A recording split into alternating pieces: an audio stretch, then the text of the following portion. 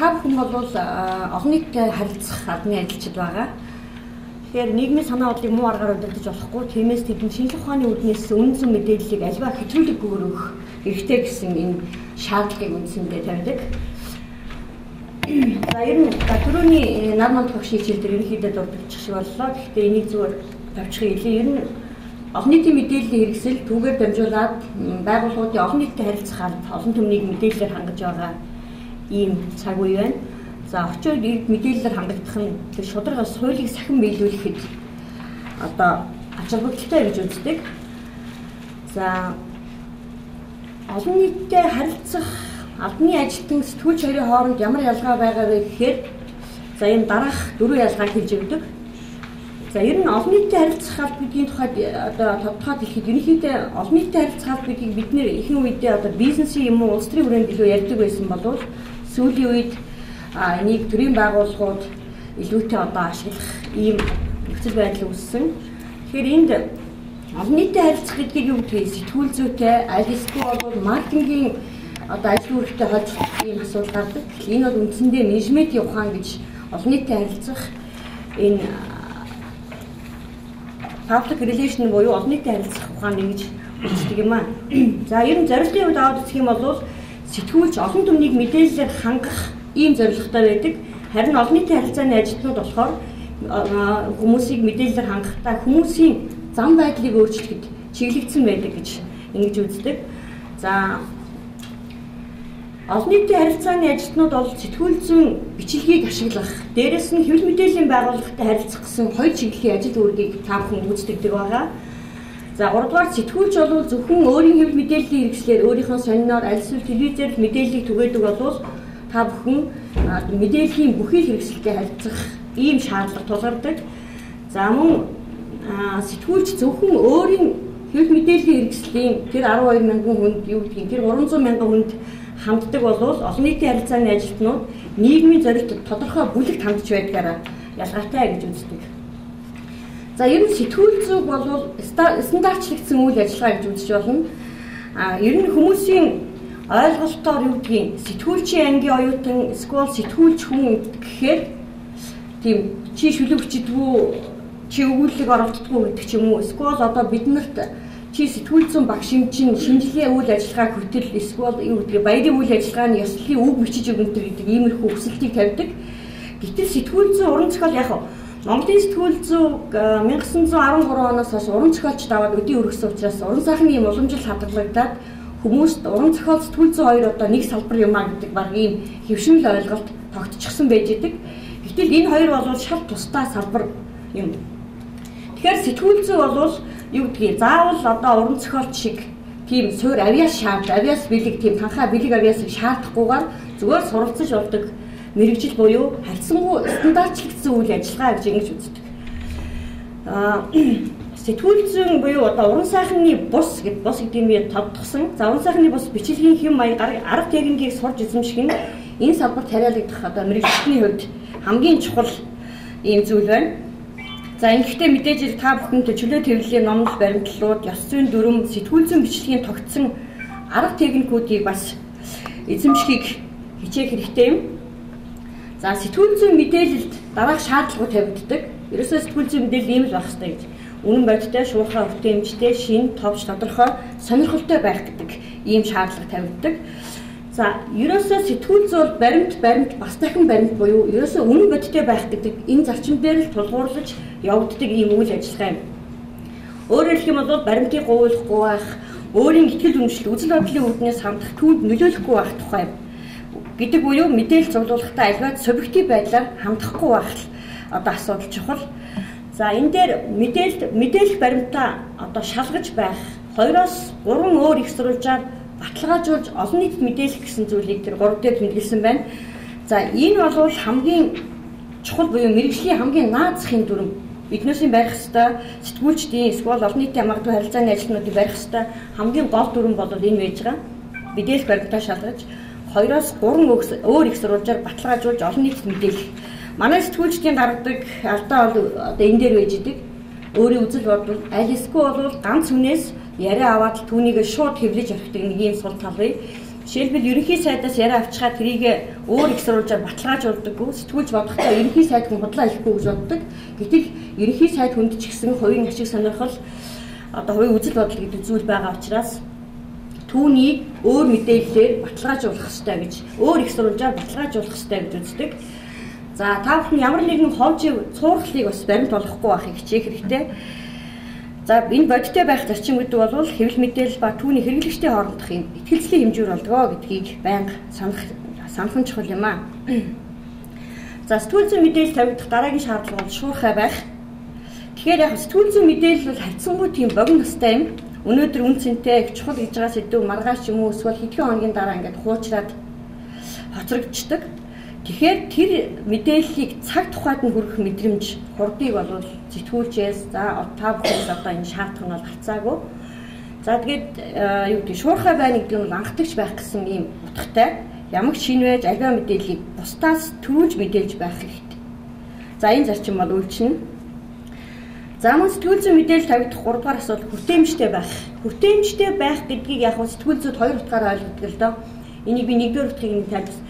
Нэг хүртээмжтэй байна гэдэг нь бол аль болох олон хүнд хүрэх буюу мэдээллийг олон хүн уншдаг хэвлэл мэдээллийн хэрэгслээр цацах, олон хэвлэл мэдээллийн хэрэгслээр цацах гэдэг ийм утга явна. Дараагийн утга нь юу вэ гэхээр дундаж уншигчийн хэмжээнд бичих буюу ойлгомжтой энгийн хэлээр бичих гэдэг ийм шаардлага тавигддаг. Тэгэхээр сэтгүүл зүйд ийм дундаж уншигчийн хэмжээнд гэж ингэж тодтогч өгдөг л дөө. Ер нь л ойлгомжтой энгийн байх хэрэгтэй гэдэг ийм санаа юм. Тэр нэг цэргийн яриа байдаг. Ерөнхийлөгч тухайд нэг ерөнхийлөгч очир утгаа байсан. Тэгээд ерөнхийлөгчийн зургийг цэргүүд нь харуулсан чинь нэг цэрэг энэ яасан таньдаг ах вэ гэж хэлсэн. Тэгэхээр уншигчдын хэмжээ бол ерөнхийдөө бас тийм үгийг боловсралтай өндөр боловсралтай хүмүүс байна. За мөн бага боловсралтай бас мэдлэг чадвар муутай хүмүүс байна гэдгийг тооцож дундаж уншигчийн хэмжээнд тааруулж бичих гэдэг ийм шаардлага тавьдаг.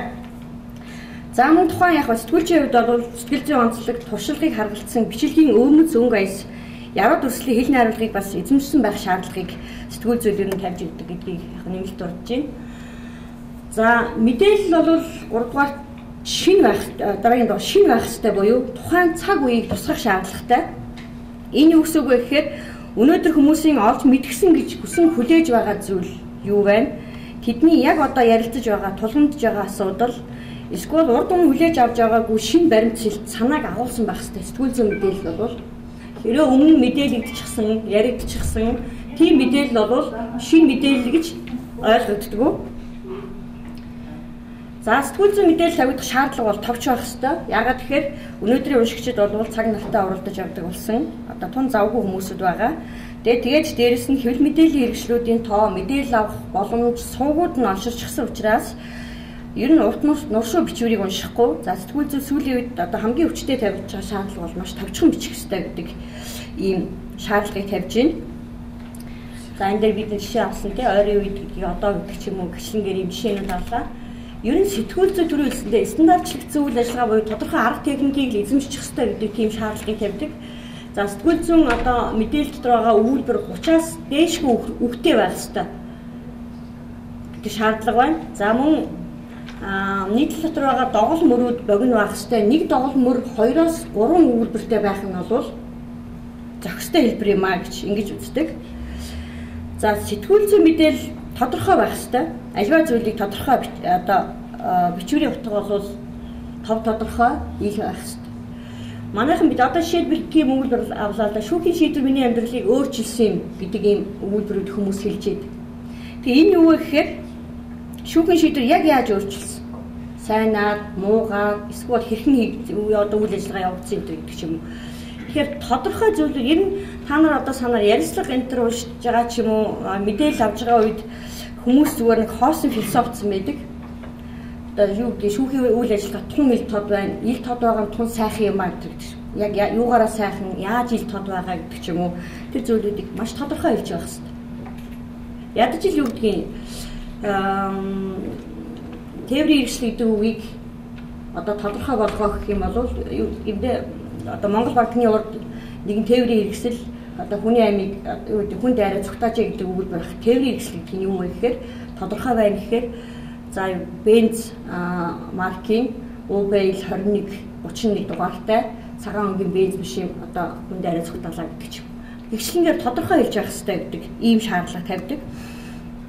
За сэтгүүл зүйн мэдээлэл тавигдах дараагийн шаардлага бол сонирхолтой байх хэрэгтэй. Олон түмний өгсөн хүлээж байгаа сонирхол татах үед ийм мэдээлэл байх хэрэгтэй маа гэж ингэж үздэг. За энийгээ дагаад хэлж байна. Яг хэвлэл мэдээллийн хэрэгслийн өнөөдөр сэтгүүл зүйн судлаачид юу гэж үзэж байна гэхээр хэвлэл мэдээллийн хэрэгслийн үйл ажиллагаанд баримтлах гол чиг шугам болвол одоо дараах ийм дөрвөн зүйл байна гэж үзэж байна. Үнэн бодиттой, шуурхай, тэнцвэртэй, хүнлэг нэрнгүү гэдэг. Дээдлийн хоёр үндсэндээ түрүү одоо давхардаа дурддагтай авчлаа. Тэнцвэртэй байна гэдэг нь юу вэ гэхээр альва зүйлийг мэдээлэхдээ түрүү жилийн субъектив байдлаар хандахгүй хоёр талын байр суурийг тэнцүү тусгах гэдэг ийм санаа. Хоёр их сурвалжийн байр суурийг хоёулангийг нь харуулах хэрэгтэй гэдэг. Оройны мэдээ үзэж байхад хэвлэл мэдээллийн хэрэгслүүд яаж мэдээлдэг вэ гэхээр аль нэг талыг буруутгасан өнгө ажлыг дандаа барьж идэг. Мэдээд ер нь үзэл бодол байх ёсгүй гэж үздэг лээ. Гэтэл аль нэг талыг бариад хоёр хүн марлагдж ялаа гэхэд жишээлх юм бол юу гэдэм бэ? Одоо хорооллын нэг дэлгүүрийн түрээслэгч нь түрээсэлж авч байгаа дэлгүүрийнхаа нөгөө худалдагчдыг одоо хохироолоо гэдэг ч юм уу иймэрхүү мэдээлэл гараад ирэхэд зөвхөн нөгөө түрээсэлж байгаа эзнээс нь яриа аваад нөгөө тэр дэлгүүрийн нөгөө лангуул түрээслэл сууж байгаа улсуудаас яриаг нь авдаггүй ингээд нэгдлийн байр суурийг харуулждгийг л мэдээллийг тэнцвэргүй өргөх гэдэг асуудал эхэлж байгаа. Тэгэхээр мэдээ өөрөө үзэл бодол байхгүй учраас яах ёстой вэ гэхээр уншигч сэтгүүлж байгаа байдлыг тэр чигт нь мэдээлэх ёстой. Нөгөө дэлгүүрийн түрээсэлж буй эзэн за түрээслээд авж байгаа худалдагч нарын байр суурийг энэ тэнцвэрхэн харуулад уншигч тэндээс дүгнэлт хийж явах ёстой. Үзэгч нь энэний зөв, энэний буруу үйл явдал ингэж үнсэн байна. Ер нь асуудал эндээ байгаа юм байна. Дүгнэлтийг уншигч хийх, үзэгч хийх ёстой болохоос биш сэтгүүлч хийх ёсгүй. Тэгэхээр мэдээллийг зүгээр тэнцвэртэй өгөх хэрэгтэй л гэдэг ийм зүйл хэлж. За хүнлэг инэрэнгүү байх ёстой. Зовлон шаналд олсон за ийм одоо охирогчийн одоо асуудал дээр гэдэг ч юм уу аль эсвэл хэн нэгний одоо хормын хот руу ордог төрөвчөө өнгийдэг нь бол бас л энэ бас мэдэрчж байгаа юм хэрэг юм аа гэж үзэж. За би энэ хичээл дээр яг та нарын хамгийн их ашиглах нэгдүгээр мэдээ, хоёрдугаар ярилцлага гэдэг ийм төрөл зүйл байх болов уу гэж бодоод байдаг. Ерөнхийдөө байдлаар мэдээний тухай одоо ярих гэж бодсон. Тэгэхээр мэдээ гэдэг юу юм бэ гэхээр яг өнгөц харах юм бол амархан тийм төрөлөлтөө мэдээ гэдэг бол тэгэхээр бид нар та олон нийтийн харилцааны ажилтнуудын бэлтгэдэг гол зүйл юу гэхээр хэвлэлийн мэдээ гэдэг түрүүнд дурддагсан те та нараас ерөнхийдөө мэдж байгаа та хэвлэлийн мэдээ пресс релиз гэдэг ямар нэгэн үйл ажиллагаа болоход эсвэл хэвлэлийн баг хурал болоход та нар хэвлэлийн мэдээ эхэлж бэлтгэж чаад тэгээд тэрийг яг үйл явдал болох яг тэр үедээ сэтгүүлчдэд тарааж идэг. Тэгэхээр энэ мэдээ пресс тэр хэвлэлийн хуудас гэдэг чинь юу гэхээр ерөнхийдөө мэдээлэл юм. Ерөөсөө цэвэр мэдээний жанраар бичдэг ийм төрөл юм аа. Тэгээ энэ утгаараа би мэдээг авч үзсэн. За мэдээ гэдэг юу юм бэ гэхээр ерөөсөө ийм 5W 1H хариулагдах хариулт юм аа. Нэмэлт мэдээллийн хамт гэж ингэж юу яадаг. Тодорхойлдог. 5W гэдэг нь юу юм бэ гэхээр за энэ харж хэн юу хизээ хаана яагаад яаж. Тэгэхээр бид нар энэ мэдээлэл болж чадчих үгүй юу? Энэ миний бичсэн мэдээ мөн үү биш үү гэдгийг яаж мэдэх вэ гэхээр энэ асуултуудыг асуугаад энэ асуултанд хариулагдчих яах юм бол наа чи мэдээ болцсон байна л гэж ерөнхийдөө ойлгох бол. Тэг хэн юуг яаж хизээ хаана яагаад яаж те. Гэхдээ дахиад энэ дээр зарим асуулт зарим гэхдээ яг юу гэдэг сэтгүүлчүүд бол хатуу жор бол байхгүй. Тэгэхээр яг энэ 6 асуултанд зургууланд нь хариулагдах хэрэгтэй гэж мэдээж бас буухарч болохгүй. Зарим асуултанд хариулагдахгүй байх бас ийм тохиолдол байдаг шүү гэдгийг санах хэрэгтэй. За энэ бол сэтгүүл зүйн сонгодог 6 асуулт. Мэдээ бичиж байгаа хэн боловч энийг мэдэж байх хэрэгтэй зүйл юм аа гэж ингэж чаддаг. За мэдээ буюу одоо нөгөө хэвлэлийн хуудас маань үндсэндээ 3 хэсгээс бүрдэнэ. Лид буюу эхлэл хэсэг, тэгээд их бие төгсгөл гэсэн ийм 3 үндсэн хэсгээс мэдээ минь бүрдэнэ. За мэдээний зураг гараагүй байна тий. Мэдээний хамгийн чухал зүйл эхэндээ бичигддэг буюу мэдээний яг хэд хэдэн төрлийн бүтэц байна. 5 одоо үндсэн бүтэц байдаг гэж үздэг. Гэхдээ 5 үндсэн бүтцээс хамгийн түгээмэл буюу хамгийн одоо үр ашигтай бүтц нь юу гэхээр уруугаа харсан пирамид гэдэг ийм уруугаа харсан пирамид гэдэг ийм бүтэц байна. Одоо та бүхэн тарааж гисэн хуудас байна. Тэр Britney Spears-ийн тухай мэдээ байна тий. Уруугаа харсан пирамид гэдэг бол энэ дээр нэг зураг гарч ирэх байна тий.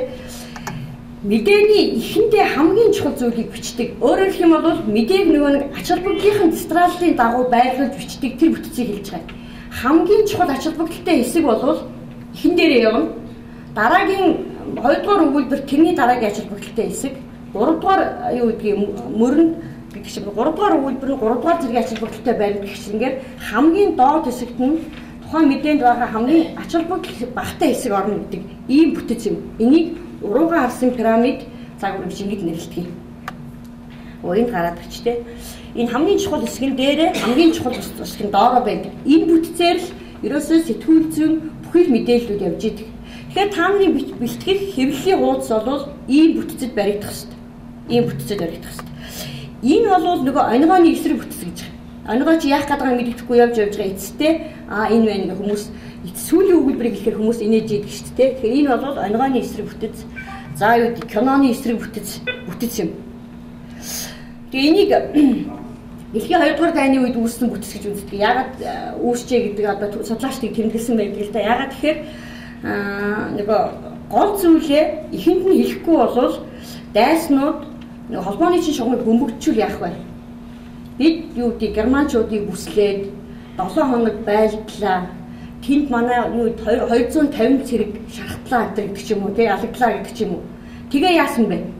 Тэгжэл нөгөө дайснууд шугамыг бөмбөгдөөд холбоо харилцаа тасарсан. Ялсан уу, ялагдсан уу? Нөгөө гол үр дүн байхгүй. Тэгэхээр амжид энийг бас автобуснаас өмнө амжиж хашгирах шиг сүүлийн үеийн одоо сэтгүүл зүй томьёолдог болсон. Автобус хөдлөө явахаас өмнө хамгийн гол зүйлийг хэл. Тэгээ шаардлагагүй бол одоо хэлчих тий. Хамгийн гол зүйл ихэнд тэгээ тодотгох баримтууд, 3 дугаарт нь дэмжих баримт. Тэгээ хамгийн сүүлийн хэсэг бол тэр 250 зэрэг одоо амь үргэлжсэн магадгүй. За юу гэдэг 7 хоног байлцсан гэдэг тэр мэдээлэл нь хасагдаж болжшгүй.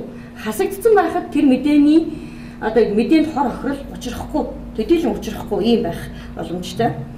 Тэгэхээр энэ баримтыг энэ одоо урууган харсан пирамид гэдэг загварыг л таанд байж мэдээгээ бичиж явах хэрэгтэй. Яг миний энэ хүндээ гэж манай сэтгүүлч бас жоохон юм хуумга ханддаг юм тал бий те. Мэдээний ихний хэсгийг аваад сүүлийнх нь одоо уншихгүй ч байх тийм сэтгүүлч бас байгаа гэдгийг бас санаж явах хэрэгтэй. За мэдээнд одоо юу гэдгийг анхааруулж хэлэх зүйл юу хаад гарчиг байна. Та нар одоо бас мэдээж хэрэг нөгөө хэвлэлийн хуудастай бас хэвлэлийн хуудасаас гарчиглах шаардлагатай болно. Тэгээ гарчиг ямар байх ёстой вэ гэхээр нийтлийн агуулгыг илэрхийлж байх ёстой. Нийтлийн үндсэн санааг илэрхийлж явах хэрэгтэй байдаг. Одоо та бүхэн наад жишээг хараа. Тэр жишээн дээр юу гэж ирэхээр Бритни Спирс гэрэлтэй албан ёсоор цуцлууллаа. Тэр мэдээний гол санаа ганц өгүүлбэрээр дээр гарчихсан байж байгаа. Тэгээд хэрвээ нийтлийн агуулга одоо энэс өөр гарчиг юу ч гэдгийг одоо өгчих юм бол нөгөө нийтлэл их хүчээр хоёр хоорондоо зөрчилдсөн алдаан тооцогддог. Тэгэхээр мэдээний үндсэн агуулгыг нэг өгүүлбэрээр базж эхэлж явах хэрэгтэй. За гарчиг бол сонирхолтой байх хэрэгтэй буюу анхаарал өртгөж байх хэрэгтэй. За уншигчид одоо түр үйлсэндээ мэдээлэл авах сууг боломж одоо ийм нэмэгдчихсэн ийм үед бол мэдээллийг гүйлгэж харж идэг. Тэр гүйлгэж харах төдийл одоо уншигдах үс тийм богино өгүүлбэрээр байвал сайн байна. Ер нь мэдээний хамгийн зохимжтой одоо өгөх мэдээний гарчигдах гарчиг бол 3-6 хүүхдэд байх нь тохиромжтой гэж ингэж үздэг. Яг ер нь том нийтлэл дотор том гарчиг байдаг гэж таан санаж байгаа. Ерөнхийдөө нийтлийн хэмжээ томрогдсон гарчгийн хэмжээ томорно, нийтлийн хэмжээ багасах тусам гарчигдах үеийн тоо цөөрч явах ийм хандлага явдаг. За бас мэдээний дотор одоо ярьж байгаа зүйл юу вэ гэхээр лид гэдэг юм байна. Лид гэдэг чинь юу вэ гэхээр толгой гэсэн утгатай үг юу? Мэдээний хамгийн их хэсгийг хэлж байгаа. Эхний доголмор, эхний тэр өгүүлбэр буюу уншигчийн сонирхлыг татгаар хийгдсэн мэдээний гол санааг илэрхийлсэн тэр өгүүлбэр бол лид юм а гэж ингэж тодтох. Тэгэхээр лидтэй бас лид нь бол лидтэй гол санаа одоо санаагаа базж хийж өгөх чухал юм а. За мэдээнд бас нэг байх зүйл юу вэ гэхээр их сурвалжийн тухай ойлголт байдаг. Их сурвалж буюу ишиллийн тухай ойлголт байдаг. Тэгэхээр мэдээг юу гэдгийг дараах одоо төвшний их сурвалжууд байна. Аман их сурвалж, бичгийн одоо ажиглалтын гэсэн их сурвалжууд байна. Аман гэдэг нь бол та бүхэнд яриа өгж байгаа тэр дарах чинь өөр хин ч гэдэг нэг хин нэгэн шүүгч гэдэг ч юм аман их сурвалж.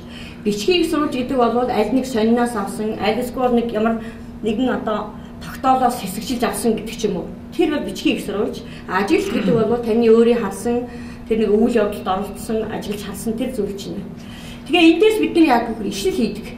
Манай Монголын сэтгүүлзүүд байдаг хамгийн одоо алдаатай хэсэг юу вэ гэхээр сэтгүүлч дандаа өөрийн биеэс үүлждэг.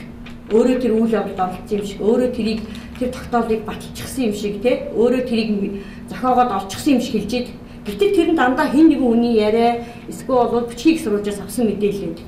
Тэрийг маш тодорхой өгүүлж явах хэрэгтэй. Тэр тэгж хэлв.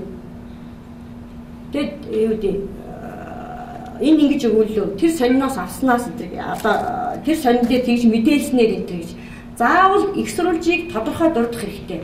Манайд одоо та нас орой мэдээ харж байгаа байдаг шүү дээ. Баттай их сурвалжаас авсан мэдээллээр албаны их сурвалж тэгж хийснээр судлаачид ингэж хийснээр гэх. Тэгээ энийг манай энэ сэтгүүл зүйн судлаачид судлаад тийм ерөнхий үг нь олон нийт итгэхэ болцсон гэдгийг нь гаргаад ирсэн. Баттай их сурвалж те өндөр их сурвалж гэдэг тийм ерөнхий үг нь. Өндөр их сурвалж яг хэнийг хэлж чинь те?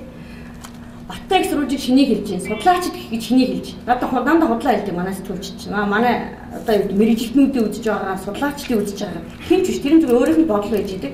Тэр залийг нь олон нийт аль хэдийн мэдчихсэн байна. Тэгэхээр мэдэн дотор байх ялангуяа энэ барууны сэтгүүл одоо манай Монголын сэтгүүл зүй барууны сэтгүүл зүй тэр хэв маяг хандлагыг одоо тэр чигт нь авч байна.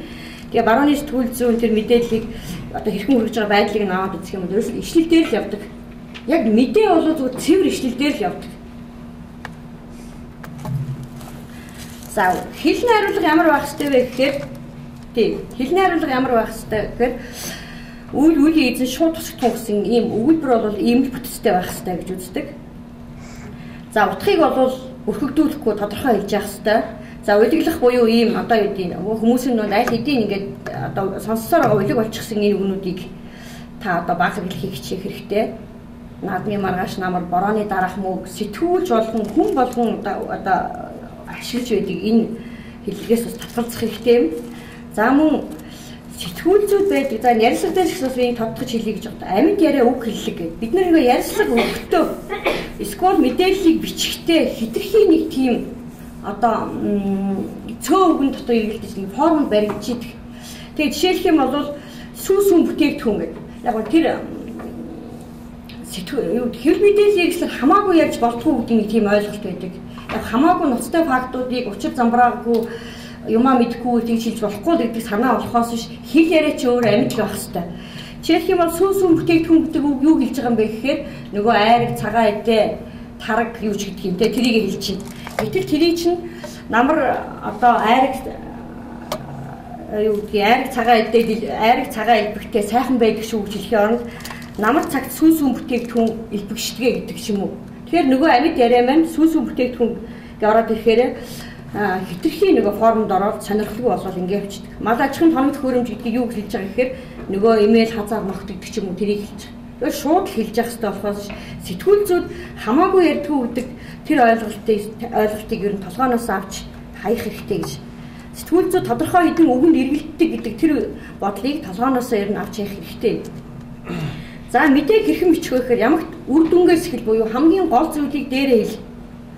Тэгээ эхлэл хэсэг ер нь 5W 1H-тэй хариулагдаж байх хэрэгтэй. Тэгээ араас нь нэмэлт баримтуудаа оруул. За эхлэл хэсгийг бие даасан. За тэгээд дараах нэмэлт баримтуудыг хасж яхад тэр мэдээний утгад өөрчлөлт орж болохгүй. За эхлэл нэг эсвэл хоёр өгүүлбэрээс бүтсэн байх буюу товч байх гэдэг нь лидийн тухай хэлж байна. За 30-аас үггүй илүүг үг оруулах хэрэгтэй. За сонирхолтой хурц байлгыг хичээ гэж байна. Сонирхолтой хурц байлгыг хичээ. Эхлэл хэсэгт гол чухал 1-2 баримтыг сонгоо оруул. За ер нь аль болох товч бич, тэмдэг нэр баг хэрэгэл, үйл үг тэ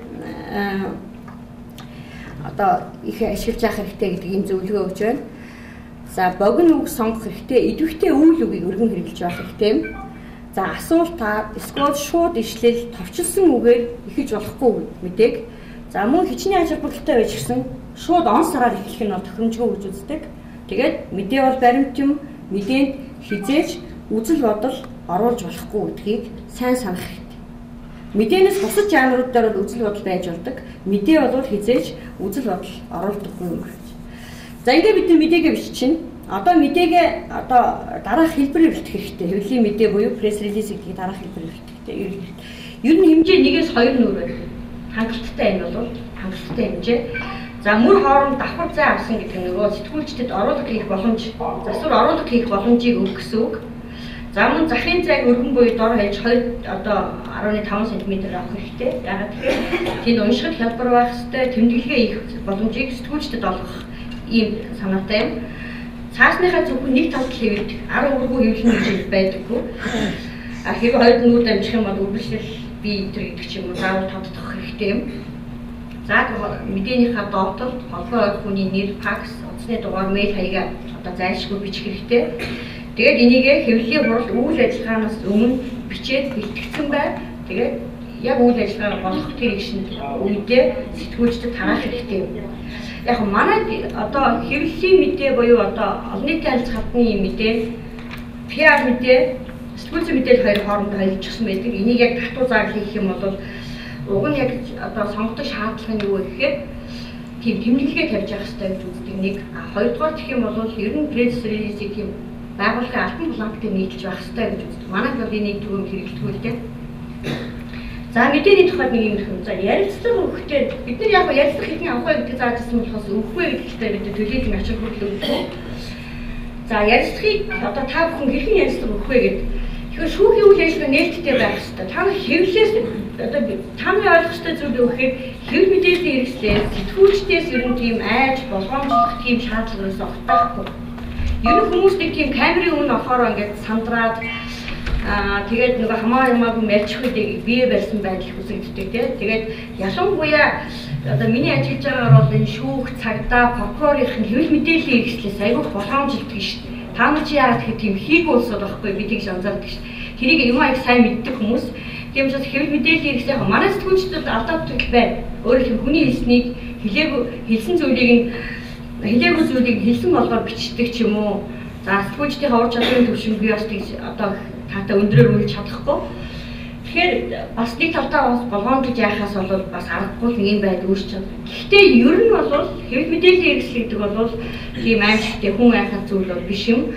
Харин та бүхэн бол нөхөрлөх ёстой энэ нийгэмд илүү тийм хэрэгсэл юм аа гэдэг. Тэр ярилцлага өгөх ер нь байнга одоо та нар бол нөгөө миний ойлгож байгаагаар бол удирдлагууд бол олон нийтийн харилцааны албаны ажилтны таамаг ярилцлага өгнө, олон нийтийн харилцааны таамаг мэдээлэл өгнө гэж ерөнхийдөө сэтгүүлчд мэдээлэл авах гээд очихоор чинь байгууллагын бүх цогтойгоо хаалгаа түвжээл энэ тэнд ороо сууцгаачдаг шүү дээ. Тэгээд хамгийн түрүүнд сэтгүүлчдэд баригдах хүмүүс бол та нар байдаг. Тэгэхээр ер нь байнга бэлэн байх хэрэгтэй. Байнга бэлэн байх хэрэгтэй. За ярилцлага өгөхөөс өмнө бол тохирох шаардлагатай. Бид нар сэтгүүлчдэд ч гэсэн тийм шаардлагуудыг тавьж байгаа. Та нар хин нэг хүнтэй ярилцлага авах гэж байгаа бол өмнө нь тохиролцох хэрэгтэй. Өмнө нь хэлэх хэрэгтэй. Би тантай тэр сэдвээр тэдний өдөр тэдэн цагт би тантай очиж уулзсан. Тэр хооронд хүн яадаг вөхөр нөгөө юу ярих хэрэгтэй билээ гэж бодож төлөвлөж байдаг. Шууд ярилцлага өгөх юм хэцүү л дээ. Шууд ярилцлага том бэрхшээлтэй асуудлыг мартна, орхигдуулна, илүү дутуу юм ярина гэдэг ч юм уу. Тэгэхээр яг та нартай сэтгүүлч тохирно. За би тантай ярилцлага авна. Хизээ авна гэдэг ч юм уу ингээд тохирно. За энэ үед тэр өөрөө мэдээж сэтгүүл танилцуулсан байгаа. Би тэр телевизийн тэр хөтөлбөрөөс тийм манай юу гэдэг хөтөлбөр тийм санаа оноотой гэдэг танилцуулсан байгаа. Тэрний дараа бол та нар тэрийг тодорхой төвшин судлах хэрэгтэй. Энэ хэдэн мэд үргэлжилдэг болох ярилцлагын ямар хэлбэрийг ашигладаг болох гэдэг ч юм уу. Энийг тодорхой төвшин судалж бас ойлголттой байх хэрэгтэй. За тэгээд ярилцлагын өмнө мэдээж ирэх бүх мэдээлэлээ сайтар тунгаах нь бол үр дүнтэй. Тэгээд уншигчид, үзэгчид ер нь юу хүлээж байгаа гэдгийг сайн юу хүлээж байгаа. Би юу ярих хэрэгтэй вэ? Яагаад заавал надаас хэдэн ярилцлага авах шийдсэн юм болоо? Би юу хийж чадах вэ? Бус хүмүүсээс би арай юу гэдэг илүү байх болоод таныг сонгосон байгаа болов уу гэж бодож байна. За ярилцлагын үед бүх зүйлийг хяналтандаа байлгах хичээх хэрэгтэй. Бүх зүйлийг. Энд бол ямар нэг автах байдал үзүүлж болохгүй. За ер нь бол биднээс гардаг хамгийн төвхтэй зүйл өөртөө итгэлтэй байх. Тэр сандрах, санаа зовох сэтгэл байх гэж байдаг. Гэтэл ярилцлага гэдэг бол зүгээр л өмнө сэтгүүлч байхгүй бол жирийн л яриа л гэсэн үг. Бид нар оюутнууд ч гэсэн тийг заадаг сэтгүүлч. Өөрийгөө зүгээр юу гэдгийг хоёр найз ширээний хоёр тал сууж ингээд чөлөөл өөрийгөө чөлөөлж ийж хүмүүсээс асуултаа асуулт гэж заадаг л да. Тэгэхээр та нар ч гэсэн мөн тийм л байх хэрэгтэй. Жирийн яриа гэж санах хэрэгтэй. За тэгээ бид нар яг өмнө бас сэтгүүлчид мэдээж хэрэг шууд гаднаас гүйж орж ирэх микрофон авах юм бол тулгуурлахгүй байх хэрэгтэй. Өөрөөр өмнө заавал бие халаалт буюу өөр ямар нэгэн сэдв өнөөдрийн цаг агаар тэр салбарт тулгараад байгаа асуудал энэ зэргийн талаар чөлөөтэй ярилцаад микрофон асаад тэр хооронд таавал тайлбарч яадаг. Тэр хүнтэй ойлголцож яадаг. Тэгээ тэрний дараа ярилцлага хэрэгтэй. Ер нь заавал гаднаас сэтгүүлж ороод би шууд ярилцлага хэрэгтэй шүү гэж ойлгохгүй. Өмнө нь заавал бие халаалт буюу бэлтгэл хийх. За зарим сэтгүүлч бол шууд дайрал ороод гэдэгтэй. Одоо бид нар тэр хөтөл дайрал ороод бид тэр бие халаалтыг сэтгүүлч хийх хэрэгтэй бид өөрсдөө хийж яадаг. За энэ өмнөнийг хэлэх хэрэгтэй. Өмнөнийг хэлэх хэрэгтэй. Тийм байна. Ямар нэгэн ташаа зүйл хэлээд дудлаа хэлээд бутаа гарна гэдэг юм бол байхгүй. Өмнөө хэлсэн л тэгээд муу нуухай сайн хэлчих гэж үгтэй юм те. Нээлттэй байх хэрэгтэй. Сэтгүүлчдийн өмнө бол мэдээлэл нээлттэй байхгүйгээс болоод сэтгүүлчид байнгын таам хүчиж тэгээд сэтгүүлч өөрсдөө цаад бичүүлсэн салбар хүнчгсэн байх төвхтэй байдалд орж идэг гэдэг таам хүнд нь ер нь хэлээ муу нуухай сайн хэлчихсэн дээр шүү дээ.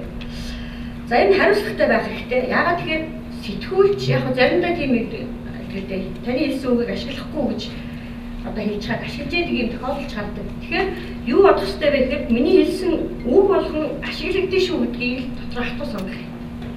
Тэгээд сэтгүүлчид түрүүн биес ижил байх хэрэгтэй гэдэг шиг одоо бүтэн ярилцлага тавихгүй ч гэсэн яг ярилцлага ч хоёр хэрэгтэй. Нэгдүгээр нь ярилцлага гэдэг жанр буюу таны хэлсэн үг тэр чигээр нь хэвлэл дэвэж тавина гэдэг санаа. Аль эсвэл ямар нэгэн мэдээлэл нийтлэл бичигтэй ижил авахаар танаас яриа авч байгаа гэх санаа. Ийм хоёр төвшөнд ашиглагдана. Тэгэхээр юу гэдгийг хамгийн ноцтой эсхий чинь өөрийн чинь нэрээр тавина. Тэр тэгж хэлэв гэж тавина. Тэгэхээр үг болгон чинь ашиглагдана гэж бодоод маш хариуцлагатай байх хэрэгтэй. Хяналтандаа байх гэдэг санаа юм. За найрсаг байх хэрэгтэй. Ер нь сэтгүүлчдтэй те сэтгүүлч өөрлөө чинь бид нар мэдээж нөгөө талаас сэтгүүлч бол довтлохгүй те. За ер нь төрөмгийн байдал гаргахгүй, уур туцаалахгүй заана л да. Тэгэхээр буцаага таамаг гэсэн найрсаг байх хэрэгтэй. Хэвлэлд хүмүүс ярилцлага өгчход юу гэж хэлдэг вэ гэхээр надад та нар буцаага явуулчаарай би нэг харъя да гэж та нар гуйдаг. Ер нь хүмүүс дандаа тэгж гуйдаг юм. Надад нэг явуулчаарай бас санаа зовж штэ тий. Эргээд би нэг харъя да гэж. Бид нар цаатлаас нь юу зааж идэх вэ гэхээр та нар харуулах шаардлагагүй. Мэргэжлийн дүрмд бол тийм завтай. Сэтгүүлч та ярилцлага хийгээд тэр хүнээс аваад яриаг диктофонд хураацсан хальсан чинь байж байгаа бол тэр хүн та явуулах шаардлагагүй заадаг.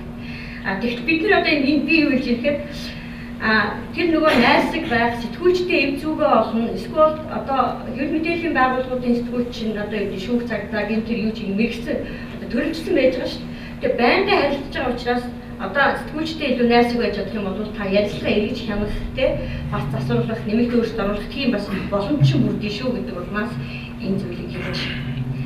За ярилцлагыг өгтөө ямар ярилцлага муу байдаг вэ? Хуурай ярилцлага муу байдаг. Хэтэрхий одоо философицсан, хэтэрхий зөвхөн номлож хэлсэн одоо тийм хуурай сонирхолтой өгүүлбэрүүд одоо ярилцлагыг сонирхолтой муу болгож яадаг. Тэгэхээр тодорхой жишээг оруулж авах хичээх хэрэгтэй. Тодорхой ингэж яах гэсэн яг тэр хэрэг дээр яг ийм үйл болсон гэдэг ч юм уу хэрвээ тэрийг тайлбарлаж болохоор юу шийдэх вэ? Одоо хариугүй л болтой. Ингээ ярих хэрэгтэй. Шүүхийнхний ер нь яхаа шүүх цагдаагийнхны одоо юу харж байгаа хэлж байгаа мэдээлэл гарч байгаа мэдээлэл харах юм бол тийм нөгөө өөртөө хэллэгээр их ойлгомжгүй тийм зүйл харагддаг шүү дээ. Тэгээд тэрийг сэтгүүлчид мэдээлэл та нарын өгж байгаа хэвлэлийн уудсыг сэтгүүлч дахид найруулж засна баримтыг илүү их хэлбэрчлэн тэн дээр бол санаа зовдоггүй. Яагаад тэгэхээр уншигчид бол тэрийг хүлээж идэг. Та нарын шүүхийн одоо хуулийн хэллэг уйдгартай зүйлүүдээс чинь бид мэдээлэл авч чадахгүй, сонирхож уншиж чадахгүй. Одоо хэв мэдээллийн хэрэгслийн одоо сонинд уншигчдын донд явуулсан судалгаа байгаа юм байна. Тэр юу гэхээр уншигчид ихлээр юу уншдаг вэ гэхээр бид нар ойлгохдоо цаг үеийн тэр чухал мэдээллүүдийг нийгэм улсын эдийн засгийн мэдээллүүдийг уншдаг гэж бид ойлгож идэг. Гэтэл одоо уншигчид эхэлж юу уншдаг, сонирхож юу уншдаг вэ гэсэн чинь тэр сонины хамгийн арын нүрэнд байгаа онгоо тэр хөнгөн мэдээллүүдийг тэгээд зургийн тайлбарыг уншиж идэх гэсэн эсрэгээр ингээ харуулж байна. Тэгээд аль болох энгийн ойлгомжтой ярьсан сонирхолтой тоо баримттай жишээтэй тийм зүйлийг л уншиж идэг. За зөвлөл хуц тод үг хэлхийг ашиглах хэрэгтэй. Хуурай ярьснаас тийм зөвлөл хэлбэлийг ашигтай. За дүрслэж чадах юм бол дүрслэж хэлэх хэрэгтэй. За мөн хэд их хүнд хэцүү тийм статистикийн тоо баримт бол уншигчдыг залхаад учраас энийг зайлсхийх хэрэгтэй. За телевизэд ярилцлага өгөхөд бол ер нь яг телевизийн онцлог хэрэглэхдээ юу ярих нь чухал биш, яаж харагдах нь чухал дүрэн бол үйлчилдэг. Тий одоо харагдах байдал дээр их анхаарах хэрэгтэй телевизэд. Тэгээ одоо хуцтаад ингээд хуц дэмий хит их чимэглэл зүүхэн зохимжгүй зааж хэрэгж байх гэх юм ойлгомжтой. За радиод бол дуу хоолой мэдээж их чухал. За энд нэг юм яг ярилцлага өгөхөөр төлөвлөлттэй яах хэрэгтэй вэ гэхээр нөгөө урд өмнө сэтгүүлчтэйгээ тохироод бодохдоо 3 асуудлаар өөрийгөө хязгаарлах гэж үздэг байлаа. 3 асуудлаар би ийм 3 гол зүйл дээр төвлөрч ярина гэдэг. Тэгээд өөрийгөө ингээ үндсэндээ 3 гол зүйл дээр ярих зүйлээр бацаад ойлгох чинь за сэтгүүлч хэлэх гэсэн санааг чинь бүр хэлэхгүй яах вэ гэхээр ямар ч байсан эвийг нь олж хэлэх хэрэгтэй. Би үүнийг нэмэх гэсэн юм. Энэ бол хамгийн чухал асуудал. Би энийг хэлье гэж бодож байсан юм гэж ямар нэгэн байдлаар хэлж амжих хэлэх хэрэгтэй тий. За хэрвээ хариулах дургүй асуултыг чинь тавьбал хариулмааргүй байгаа асуултыг чинь тавьбал яах вэ тэгэхээр нөгөө 3 битгсэн 3 асуудал руугаа анхаарлыг татахгүй юу тэр луг бол орох хэрэгтэй. За бас үнэхээр сөрөг утгатай буюу одоо төрөжийнхтэй одоо санаа нэг юм л да. Сөрөг утгатай асуулт тавьбал яах вэ гэхээр түрүү хэлсэнтэй уур тусаалах хэрэггүй, эерэг байр суурьтай байх хэрэгтэй, гомдох, уцаалах байдал ерөөсөө үзүүлж болохгүй. Дахиад нөгөө 3 асуулт руугаа орно. Ийм төрөм байна. Тэгээд эсвэл одоо та нэг хэвлэл ярилцлага сурцсан улсууд байдаг. Ялангуяа улс төрчид энэ өвлийн нэдэ юу гэдгийг та нар өвлийнхэн бэлтгэлийг сайн хийж чадсангүй дээ гэдэг ч юм уу. Тиймэрхүү асуулт ороод ирэх юм бол юу гэж хэлдэг вэ гэхээр наадмын маргааш намар одоо шамданда бултж байгаа байдал тэр баггүй. Яг асуултыг бол яг асуулт тавьж байгаа нөгөө хариулж байгаа асуудыг ингээд ангилаа үзэх юм бол 2 янз юм.